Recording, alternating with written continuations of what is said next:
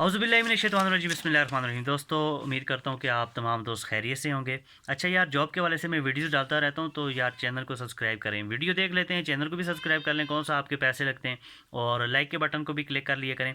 आज की जो वीडियो है दोस्तों, एटीएम कार्ड सेल्समैन चाहिए हमें 15 एटीएम कार्ड सेल्समैन चाहिए। सैलरी पैकेज आपको 25 से 30 हज़ार रुपया दिया जाएगा। FA BA आपकी तालीम होनी चाहिए और 1 से 2 साल का आपके पास एक्सपीरियंस लेटर भी होना चाहिए। ये जॉब भी लाहौर के लिए है।